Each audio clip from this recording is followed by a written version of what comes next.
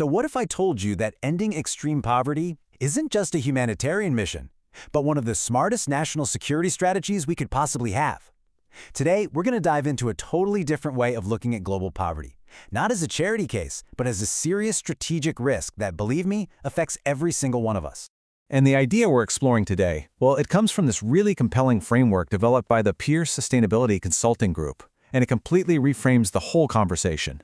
And this quote right here, this is the core idea that just flips the whole script. We're not talking about handouts, we're talking about foresight. It's about getting ahead of the curve and managing the kinds of interconnected risks that can threaten stability around the world. Let's really unpack what that means. Okay, so first things first. We have to understand why poverty is a security issue in the first place. It's not some abstract problem happening way over there. Nope, it's a direct ingredient for the kind of instability that can send shockwaves across the entire globe.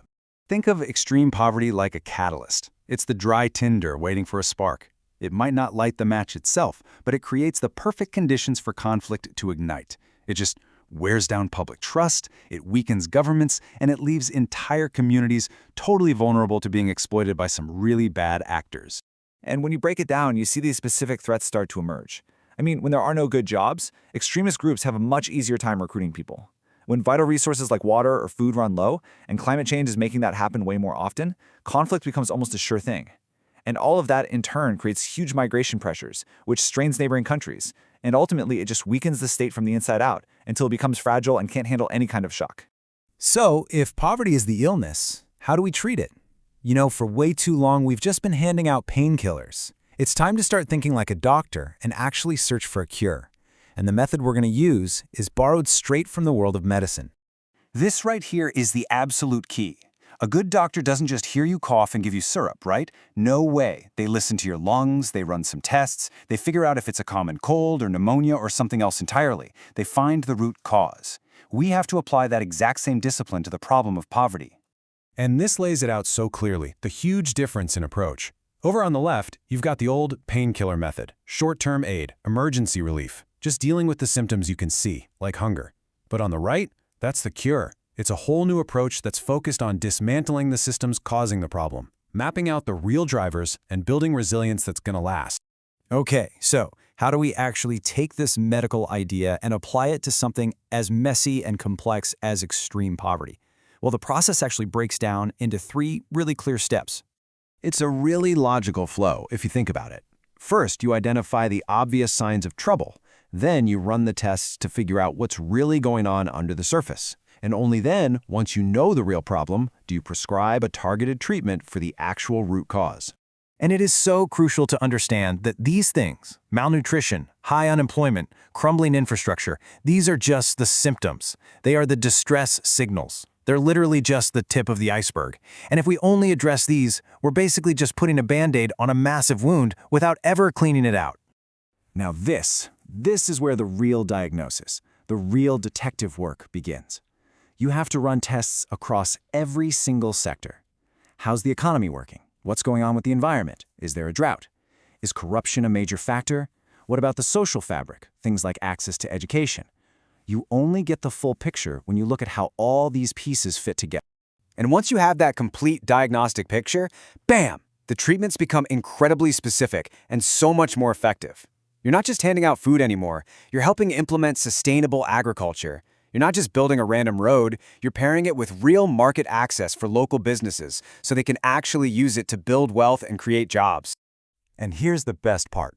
When you get this diagnosis and treatment right, the payoff is absolutely huge. And it's not just about improving lives, as important as that is. It's about a real, measurable return on investment that this framework calls the security dividend. And the formula is actually pretty simple, but it is so powerful.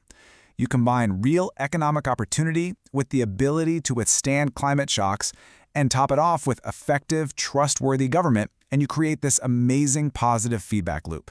And what's the result? Lasting stability and security.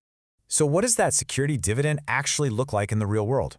Well, it means fewer young people are tempted by extremist groups because they have actual jobs and a future. It means communities can handle a flood or a pandemic without completely falling apart.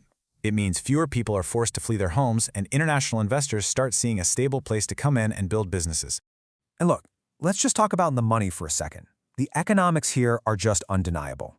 This isn't just the right thing to do, it's the smart thing to do. Prevention is always cheaper than reacting to a crisis after it's already exploded. I mean, just look at this. The difference in cost is staggering. That small bar on the left, that's the smart preventative investment we're talking about. And that huge bar on the right, that's the insane cost of military interventions, emergency aid, and disaster relief when we wait too long. The choice becomes pretty darn clear, doesn't it? All right, so this all sounds great in theory. But how do we actually turn this vision into action? Well, the framework gives us a clear, 4-part prescription to get from theory to reality. It really boils down to 4 concrete actions. 1. Policymakers have to start using this diagnostic approach. 2. Security teams and development experts need to stop working in separate silos and start planning together. 3. We have to see climate resilience as a core piece of the poverty puzzle. And finally, number 4, we've got to measure what actually matters. Not just GDP, but real tangible gains in security and stability. So in the end, that's really the choice, isn't it? We can be the doctors who get ahead of the problem, who diagnose and cure the root causes of global instability. Or we can stay the emergency room surgeons, just endlessly treating the symptoms of a disease we refuse to truly face. The choice is ours.